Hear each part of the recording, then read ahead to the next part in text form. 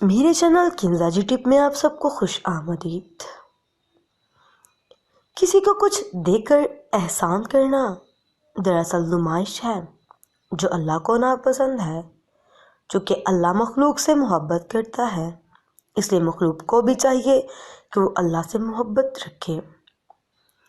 بندے کو اوپر اللہ کا محق ہے کہ بندے کو اللہ کی ذات و صفات کی معرفت حاصل ہو، اس کا دل اللہ کی محبت سے سرشار ہو۔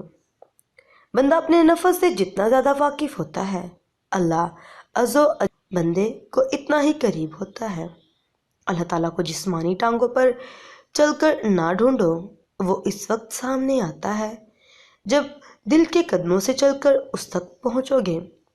حلال روزی چاہے کم ہو، اس پر قناعت کر کے رفتہ رفتہ وسائل میں اضافہ ہوگا۔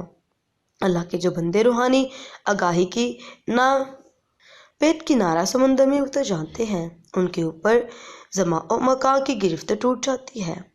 موت کا فرشتہ عزرائیل انسان کی خود حفاظت کرتا ہے، اور مادے کا پرستار مادیت پر یقین رکھتا ہے، اور خدا کا پرستار رغبت پر یقین رکھتا ہے۔ مادہ فنا ہو جاتا ہے اور اللہ ہمیشہ ہے اور ہمیشہ رہے گا۔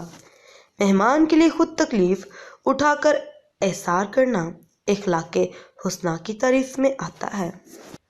کسی بھی خوبصورت عورت کو قابو میں رکھ کر تڑپانا ہو تو سب سے پہلے اپنے اخلاق کو درست کریں، تو وہ خود دوڑ کر آپ کے پاس آئے گی۔